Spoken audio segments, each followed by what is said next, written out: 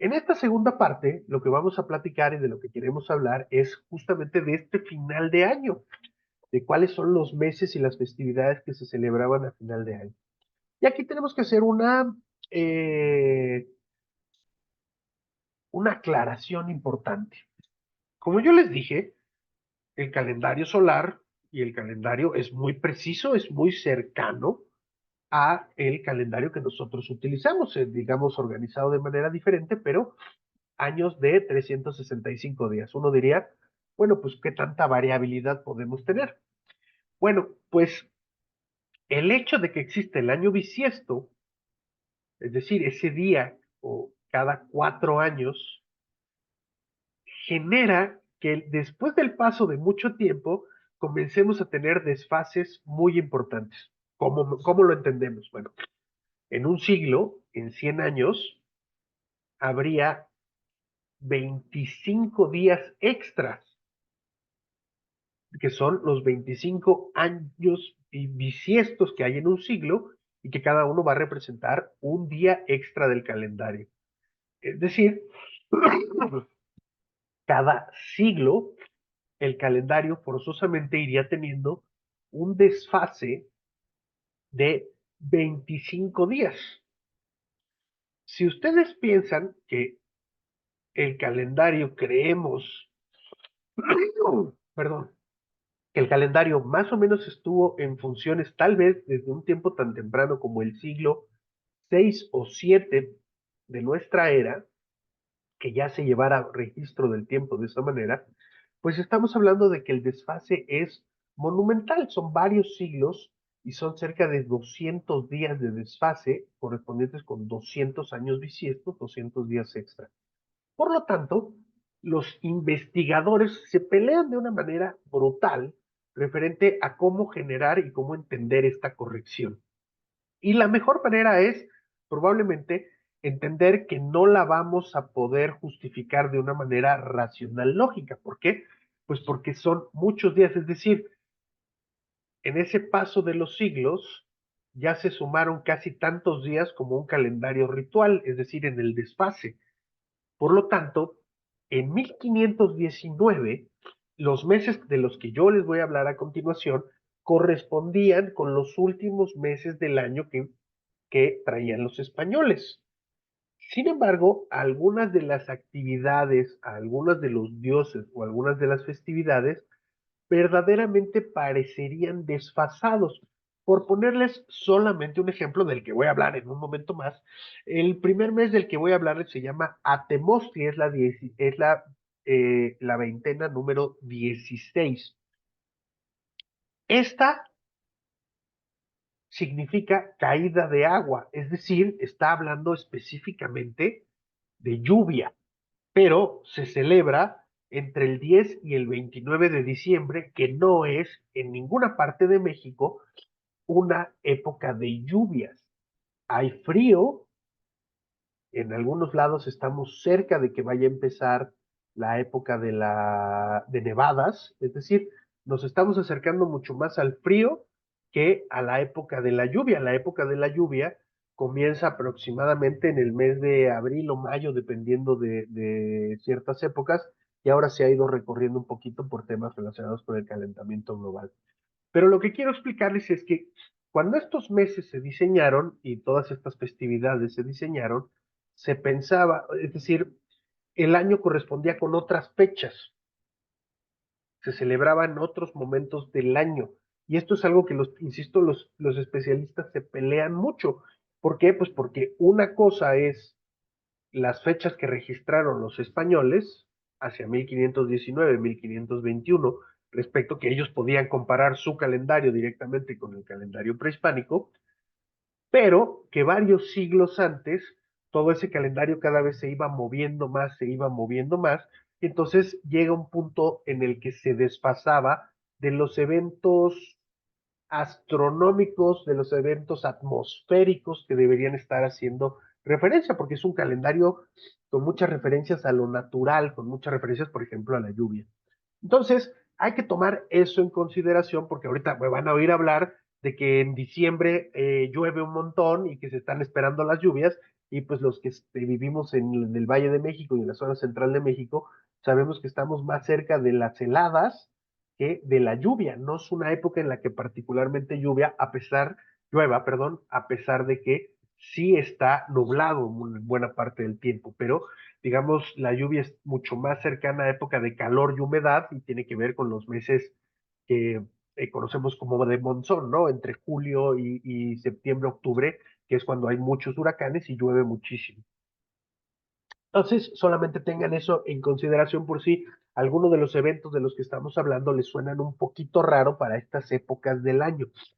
La respuesta, insisto, está en un desfase ya bastante importante y que no sabemos exactamente qué tan largo fue, porque el, eh, el desfase tendríamos que tener el punto de inicio del calendario desde cuando se empezó a utilizar para poderlo calcular de alguna manera el desfase exactamente.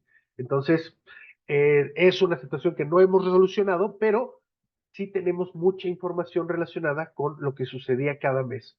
Particularmente decíamos, hay una enorme celebración a los dioses específicos, digamos, como un dios principal y varios dioses secundarios que también se celebran cada mes, y forzosamente una presencia o existencia de pachanga, baile, fiesta, comida, celebración, reuniones, algunas son más serias, algunas son más pachangueras, es decir, es muy, muy variado, como decía yo hace un ratito, pero dictaba el orden específico de todas las personas y qué es lo que tenían que estar haciendo todo el año.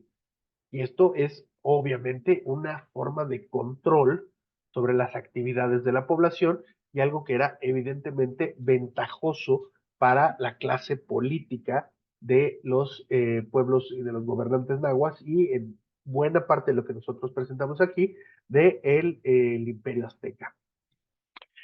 Simplemente para ponerlos en, digamos, vamos a ponernos en contexto, ahí van a ver el nombre de los meses, por ejemplo, Panquetzalitzli es un mes, digamos, previo a estas épocas, básicamente habría terminado el día de ayer, el mes de Panquetzalitzli, que estaba dedicado propiamente a la guerra y el sacrificio.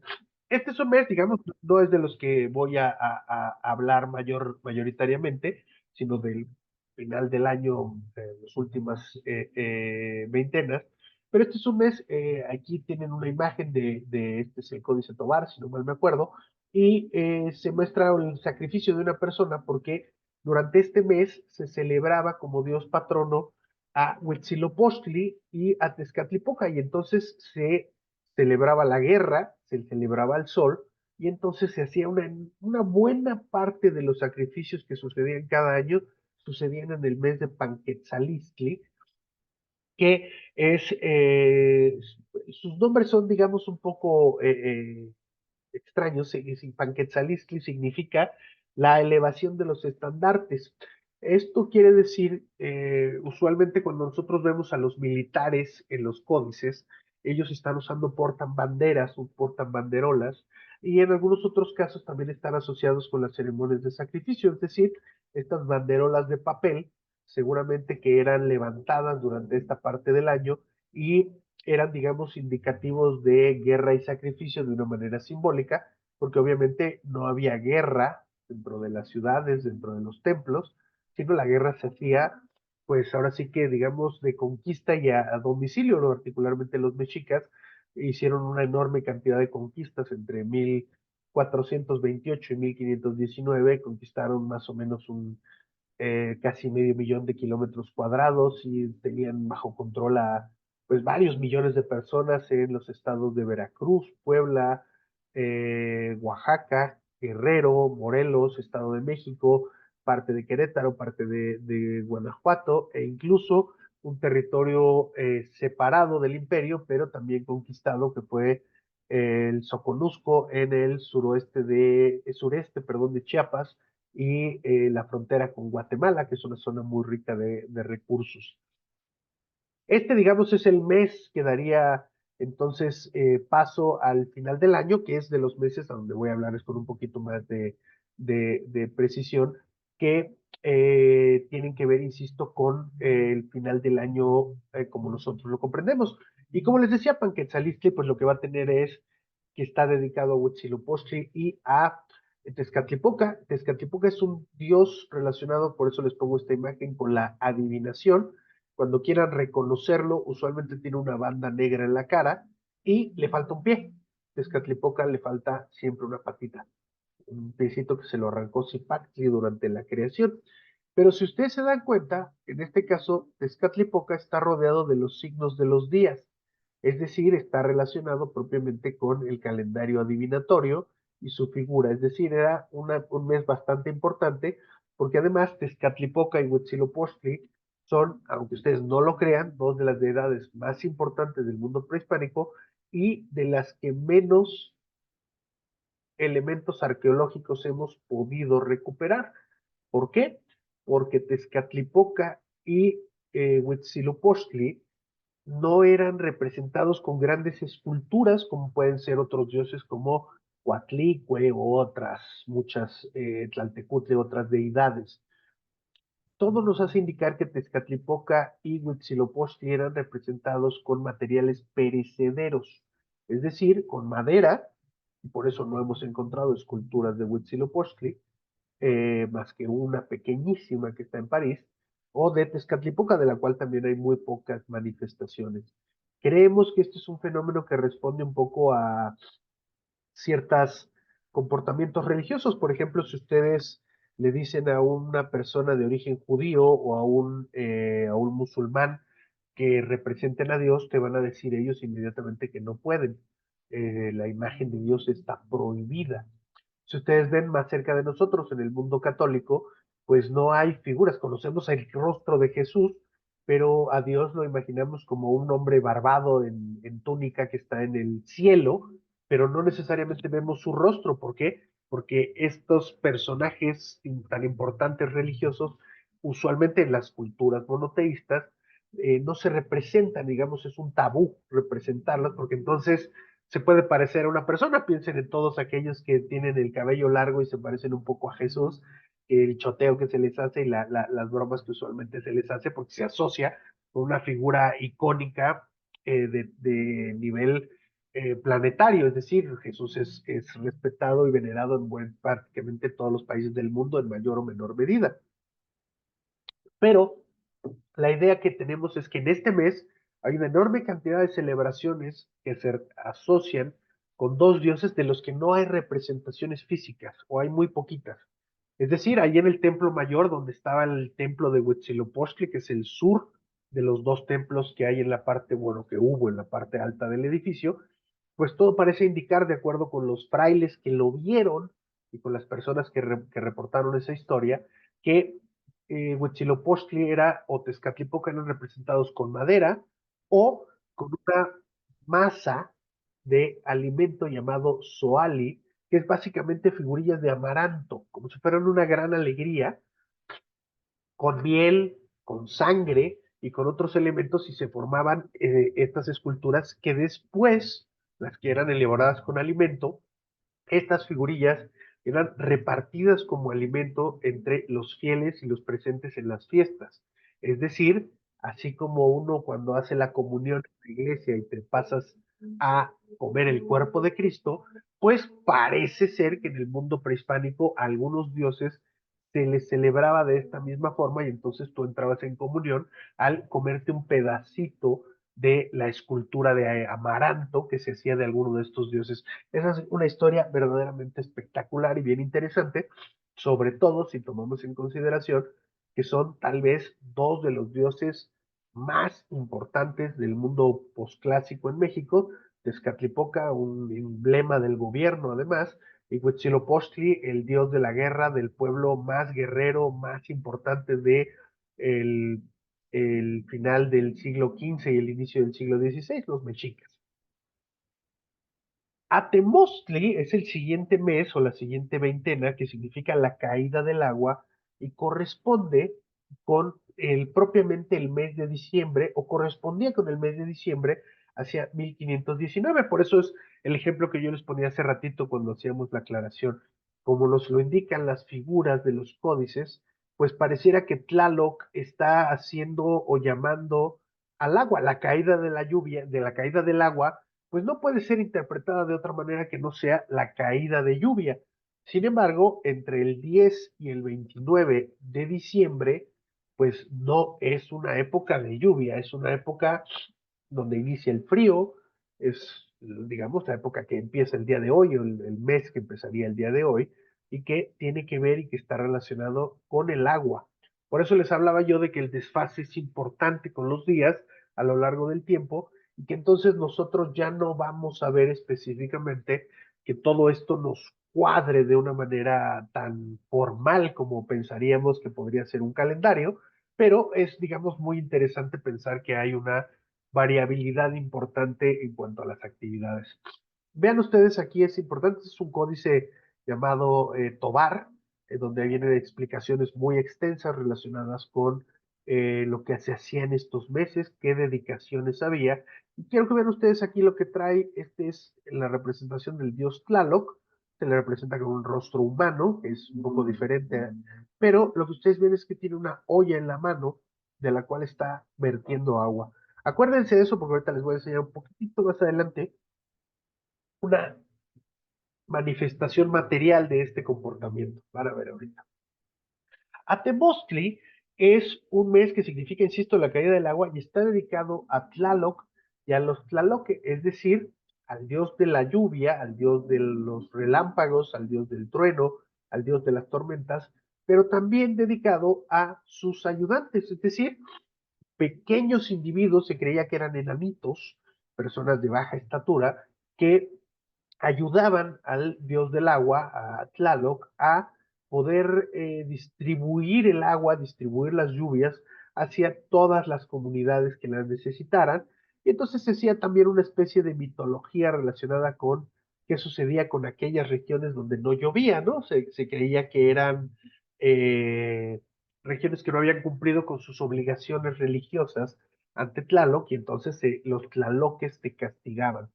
Pero vean ustedes, esta es una representación de los primeros memoriales, uno de los primeros libros que se hace en México por parte de manos, digamos, la idea es, la producción es española y la ejecución es entre indígena y española, es decir, estos ya son dibujos hechos ya que habían llegado los españoles. Pero lo interesante es que esta es una representación del mes de Atemostli y lo que vemos es un montón de gente ataviada llevando ofrendas al templo, es decir, durante Atemostli lo que va a suceder es que se hacen muchos banquetes, se visten a los dioses, a los tlaloques particularmente, y se les traen muchas ofrendas. ¿Por qué? Porque cuando esto correspondía con la época de lluvias, pues lo que tú querías era alimentar bien a los dioses, alimentar bien a todos aquellos que se encargaban de repartir las aguas entre los seres humanos. Y entonces, pues era importante quedar bien con ellos. Vean ustedes, aquí traen cuando traen estas bolsitas que parece que trae una cruz, es que este es un hombre que trae copal en la mano, es decir, vienen a celebrar a los dioses, se están limpiando con los copales para poder interactuar con los dioses, y entonces obviamente pagar el favor que está por venir, que es la caída del agua.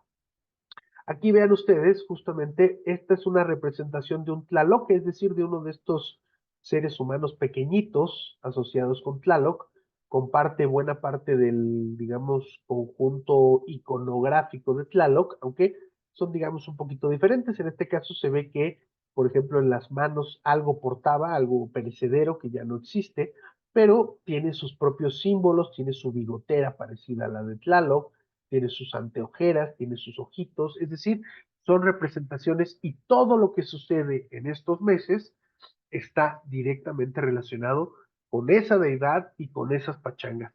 Entonces podemos imaginarnos a toda la población de los mexicas.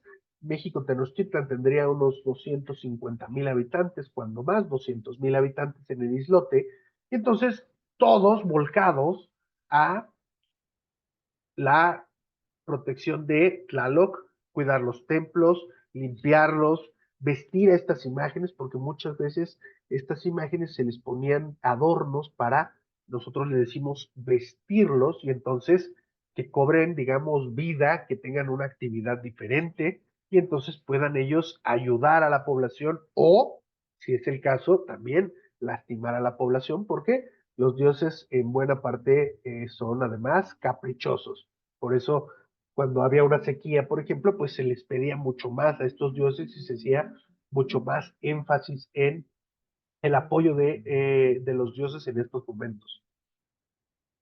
Esta es, digamos, una de las representaciones, esta es del Códice Borgia, donde ven ustedes propiamente al dios de las tormentas. Trae su bigotera, trae colmillos, trae una especie de anteojera, y si ustedes se dan cuenta, lo que trae en la cara es propiamente una serpiente. Nosotros lo vemos como círculos, es representado como círculos, pero usualmente es propiamente una serpiente lo que trae. Y obviamente en esta vocación está armado, esto lo que trae en la otra mano es un lanzadardos. Y aquí vean, justamente yo les expresaba, justamente hace un ratito con el Códice Tobar, les hice el énfasis de que se veía a Tlaloc volcando una olla, la voy a regresar un segundito para que ustedes lo vuelvan a ver, aquí está, Tlaloc con su cetro azul volcando una olla que tiene agua. Pues en las ofrendas que encontramos en el Templo Mayor, hemos encontrado varias ollas muy parecidas y pues obviamente que los mexicas sabían que dejaron agua en una ofrenda, pues al echarle tierra encima, pues esa agua se iba a contaminar, se iba a manchar. Y entonces, ¿qué hicieron? Pues generar cientos de cuentas de piedra verde para representar gotas de lluvia. Las piedras verdes, las cuentas de piedra verde se llaman chalchihuitl, que es una forma de explicar o de decir lo más preciado. Y una de las cosas como se referían también a las primeras gotas de lluvia en algunos pasajes poéticos de los nahuas, es que las primeras gotas de lluvia también eran una especie de joyas, era una especie de lo más preciado. Y entonces es bien interesante encontrar estas ollas como ofrendas y que estén, en vez de rellenas de agua, están rellenas, digamos, de gotas verdes que son cuentas de piedra verde. Es algo verdaderamente padre cuando uno encuentra una de estas cosas. El siguiente mes, ya digamos acercándose al final del año Nahua, es el mes de Tipitl, que significa el estiramiento, y esta es, digamos, es una traducción literal, se habla de, es una especie de relación hacia el culto a la fertilidad, propiamente dicho, es decir, cómo se aprovechan de alguna manera los recursos hacia ciertas épocas donde hay falta de elementos y entonces es, digamos, una metáfora que se traduce literalmente como el estiramiento. Y otra vez lo que vamos a ver es que hay una enorme cantidad de festividades, procesiones y es un mes en el que se va a celebrar particularmente diversos temas relacionados con mujeres. Ahora verán exactamente qué, pero vean ustedes otra vez cómo se ejemplifica la manera de entregar ofrendas. Aquí hay dos individuos haciendo música con un caparacho de tortuga, con un tambor, y aquí tenemos fardos funerarios de una deidad que está muerta, ahorita verán qué significa, y productos que se están ofrendando. Incluso, pues aquí estaríamos viendo una imagen que es referente o referencial al pozole, que como ya hemos platicado en algunos otros espacios, pues era, digamos, originalmente en las festividades, algunos casos, se hacía pozole con carne humana, ese era, digamos, el inicio, era una actividad antropofágica que se realizaba por parte de los grupos nahuas y donde se consumía carne humana para también entrar en comunión con los seres humanos y con diversas fuerzas de la naturaleza. Está comprendido, o hacia 1519, está comprendido entre el 30 de diciembre y el 18 de enero. Eh, es muy interesante porque es un mes otra vez que está relacionado con la lluvia, con la fertilidad. Es decir, si juntamos al mes anterior y a este, pues creemos que cuando el calendario tomó sentido, tanto los meses de Atemostri como el meses de Titli, es decir, todos estos meses, debieron haber estado recorridos varios meses modernos antes y coincidir propiamente con época de lluvias. Pero bueno, Esto, insisto, es un pleito que no vamos a resolver nosotros en este momento, ya que los investigadores se van décadas peleándose con este tema. Una de las cosas más interesantes de esta festividad y de este mes es que la deidad principal era Cihuacóatl, que es esta mujer que se encuentra aquí en medio. Cihuacóatl es una deidad que está relacionada con las mujeres muertas en batalla. Ustedes dirán, ¿cómo que muertas en batalla si el ejército era particularmente una actividad masculina? Bueno, es que Cihuacóatl es una figura bien importante para la sociedad mexica, pero de la que se habla muy poquito porque hay un factor, creo yo, que tiene que ver con machismo moderno y machismo prehispánico. Me explico. El emperador de México era un hombre y se le llamaba el Hueytlatoani, es decir, aquel que habla o el que habla, el máximo hablador, el máximo orador. Pero lo interesante es que los mexicas en su sistema político tenían un segundo de a bordo, o le podríamos llamar el vicepresidente, vamos a decir, el asesor del Tlatoani, del güey Tlatoani. Y ese personaje se llamaba Cihuacóatl, es decir, el segundo de a bordo, el complemento del gobernante, se llamaba mujer serpiente. Su puesto es femenino y es mujer serpiente.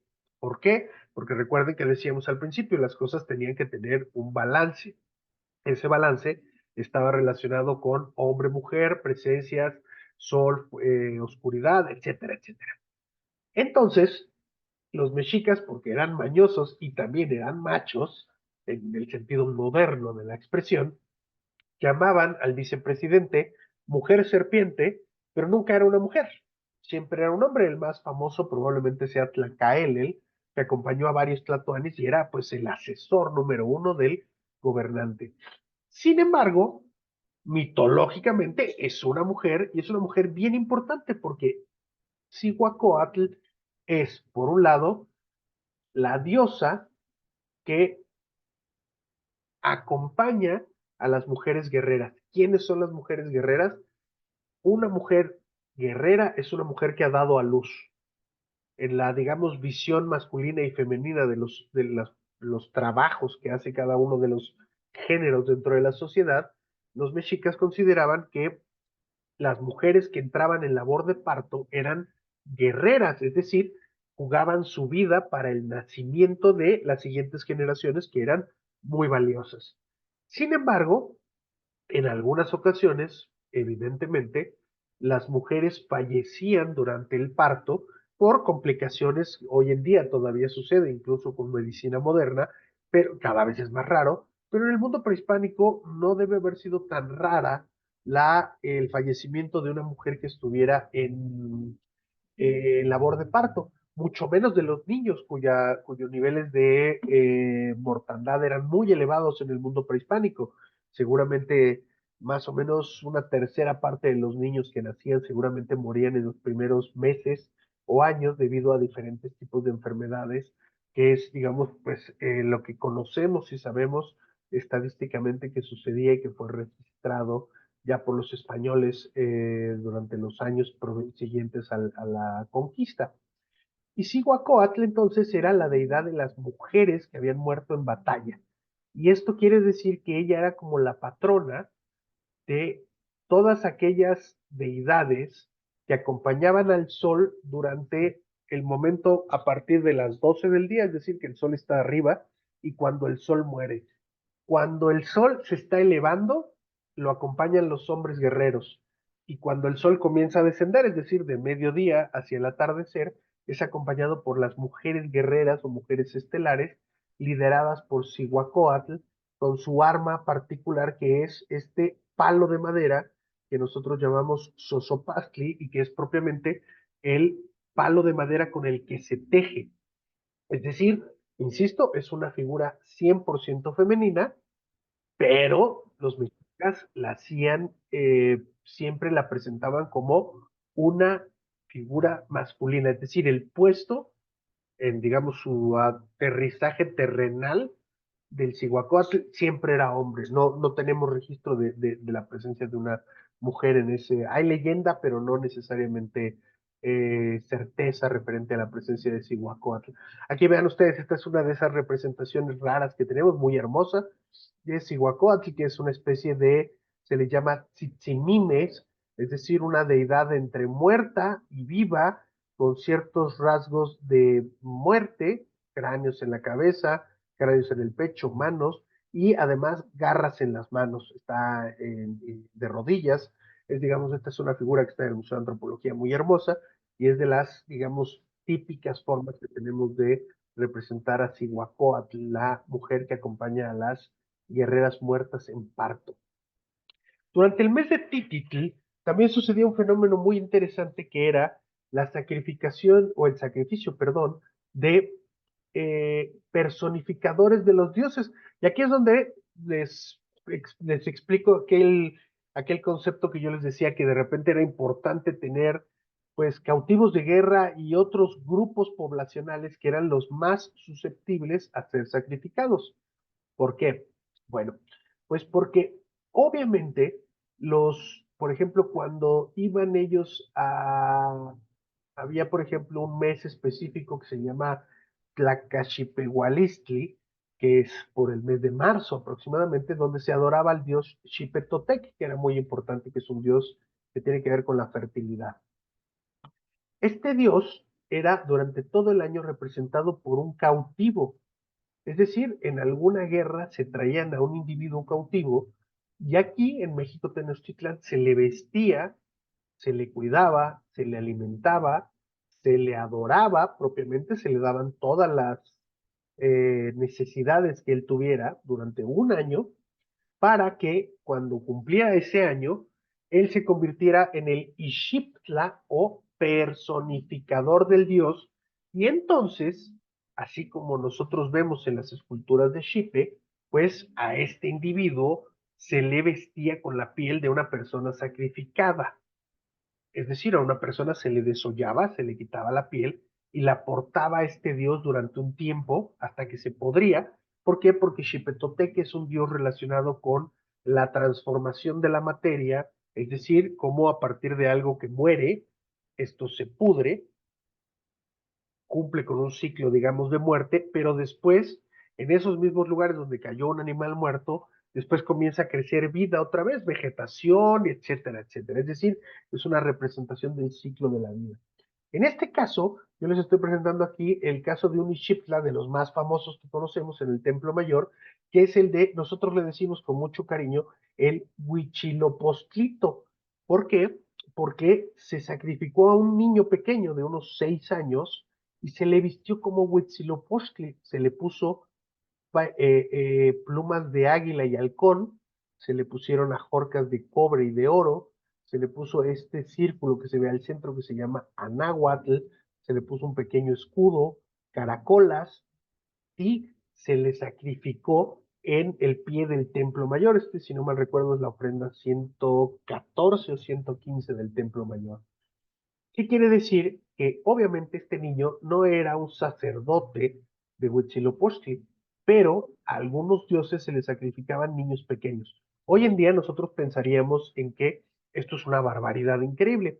Sin embargo, los antropólogos físicos parece que empiezan a encontrarle la cuadratura a este círculo porque muchos de estos niños parece que ya tenían diferentes tipos de enfermedades, es decir, parece ser que era población que ya era susceptible de fallecer de edad temprana y entonces la sociedad mexica, los aztecas, utilizaban ese cuerpo, digamos, esa vida que se iba a extinguir de todas maneras y entonces pues se utilizaba para los sacrificios. Hay varios ejemplos de personas enfermas, hay otros ejemplos donde no hay personas enfermas, es decir, se sacrificaba a un individuo completamente sano y esto pues todavía necesitamos explicarlo.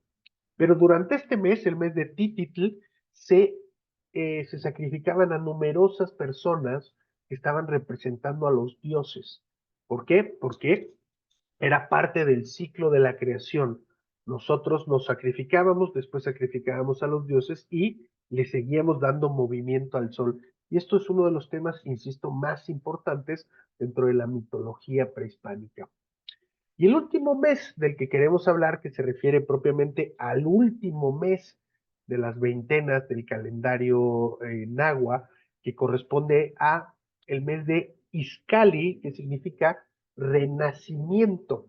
Ven otra vez que hay ahí un desfase y que los 3 meses de los que yo les hablé ahorita, pues parecieran estar relacionados con los temas de temporada de lluvias. Recuerden eso siempre, porque obviamente entre enero 19 y febrero 7, pues es una de las épocas más frías del año. Y entonces aquello de renacimiento, pues en enero lo vamos a ver muy difícil porque es justamente los meses donde hay heladas, los meses donde hay diversos problemas que tienen que ver con, por ejemplo, la agricultura. Es prácticamente imposible hacer crecer alguna planta en estos meses por la variabilidad de los climas en nuestras latitudes en México.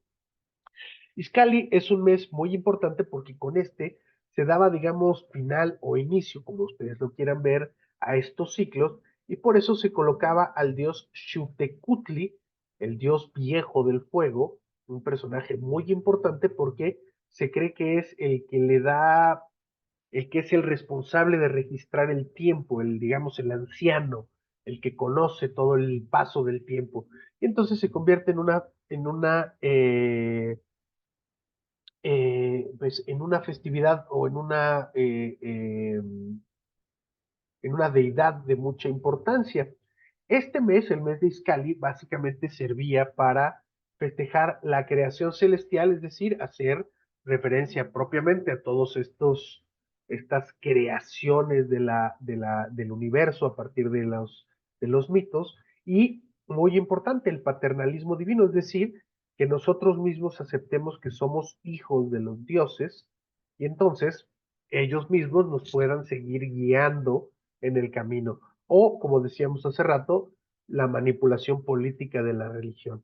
Como lo quiera que lo veamos, había un gran dispendio de recursos, se hacían grandes banquetes, se llevaban muchas ofrendas a los templos, particularmente al templo de Xutecutli, y insisto, se hablaba como el fin o el inicio porque usualmente cuando sucedían estos finales de ciclos de 52 años, sucedían al final del mes de Iscali. Y es donde, aquí lo ven en una lámina también de un códice prehispánico, este es el Maglavequiano, si mal no me acuerdo, están justamente aquí los dioses creadores, están dando paso a el nuevo fuego o una representación del fuego nuevo. Es decir, esto es, digamos, una manera en la que ellos representaron en el pasado una de estas ceremonias donde creaban el fuego y lo llevaban a todas las esquinas de el mundo conocido para celebrar el inicio de los nuevos ciclos.